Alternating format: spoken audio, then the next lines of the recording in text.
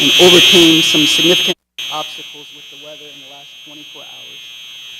They have dedicated themselves to make this day the most special for you, and this will change their lives forever.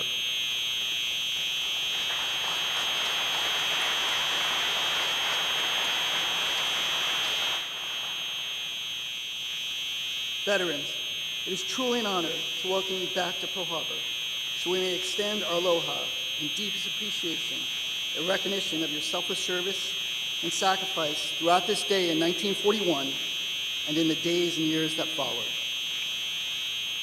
We are grateful to have your families here as well.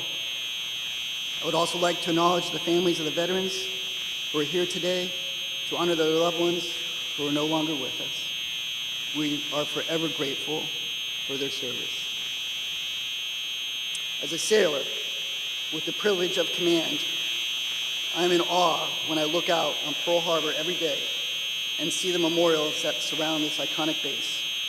They are reminders of the sacrifice of so many who paid the ultimate price for our freedom.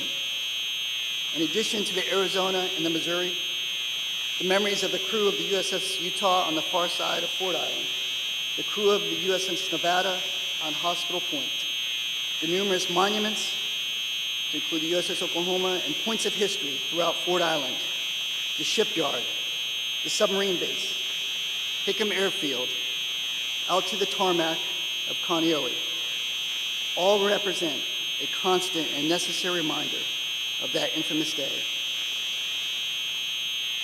They stand as testaments to all of us who serve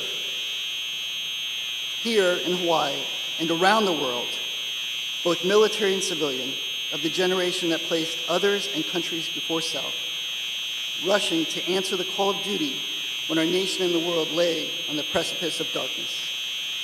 The veterans here today represent their shipmates, Marines, battle buddies, wingmen, families and friends, aptly named the greatest generation. Your steadfast endurance and gallantry continue to inspire and set the absolute standard for today's generation of Americans following in your footsteps, serving our country both in and out of uniform. Finally, as Commander Naval Service Group Middle Pacific, I'm honored to welcome the Navy's newest destroyer that you can just see off to my left, USS Daniel Inouye, to the fleet. She represents what a powerful example of a legacy being passed on from one generation to the next, like those of you who are here with us today. Senator Inouye embodied the values that saw your generation through an area of uncertainty and the cauldron of war. All of you embody the values such as hard work, responsibility, serving family and community, answering the call to serve despite the unknown danger that lay before you.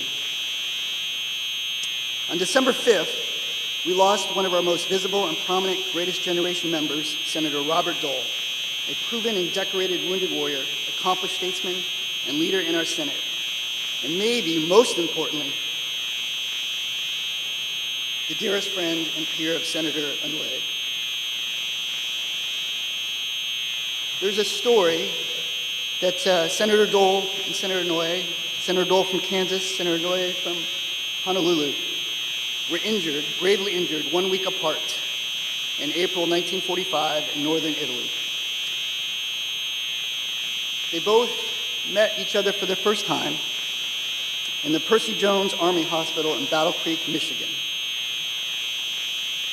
They became friends and learned how to play bridge together, and from what I understand, Senator Inouye was undefeated. Prior to Senator Inouye leaving the hospital, knowing that he had lost his right arm and could not become a doctor, he asked Senator Dole what his plans were and remarked, "I'm going to return to Kansas, run for office, and eventually end up in the Senate," known as the Bob Dole Plan. Senator Inouye went on to be the first elected congressman from Hawaii in 1959. And Senator Dole was elected to Congress from Kansas to the House in 1961. Senator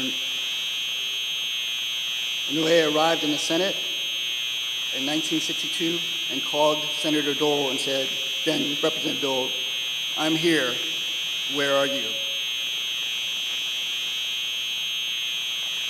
senators, and Lieutenant Inouye and Dole, great friends and battle buddies, now reunited in formation on the internal parade field, served our country in both war and peace with civility to ensure our continued freedom and opportunity.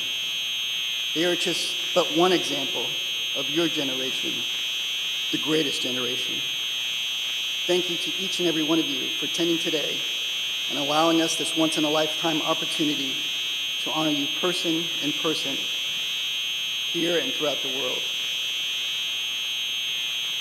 It is my distinct honor to welcome our keynote speaker to the stage, Secretary Carlos Del Toro. Secretary Del Toro is a 1983 graduate of the U.S. Naval Academy and served for 22 years as a surface warfare officer in the Navy, rising to command.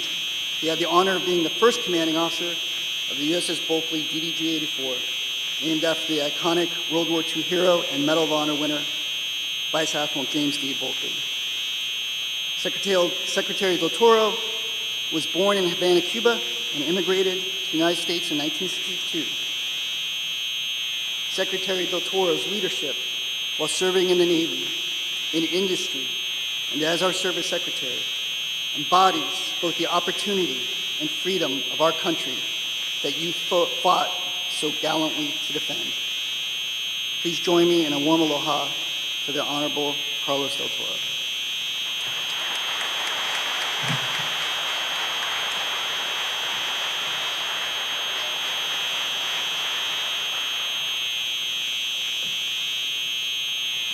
Good morning, everyone. Aloha.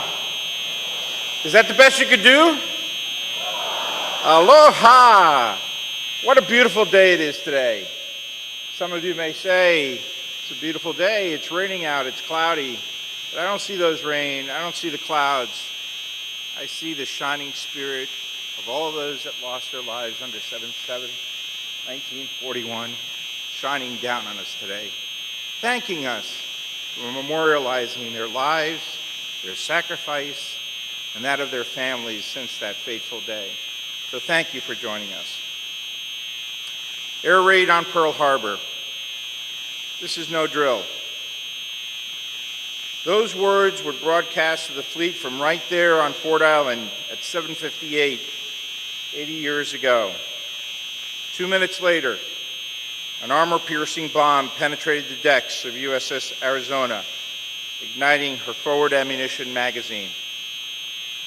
The resulting explosion and fire killed 1,177 sailors and Marines, the greatest loss of life ever on any U.S. Navy ship. In just under 2 hours, 21 ships of the United States Pacific Fleet were either sunk or damaged. 188 aircraft were destroyed. Another 159 were damaged. The material costs were grave. The human costs were even worse. 2,403 dead, 1,178 wounded, sailors, Marines, soldiers, and civilians. Many of those civilians were Hawaiian Americans caught in the fury of the attack throughout the island. We honor them here today as well. We gather today to remember all of those that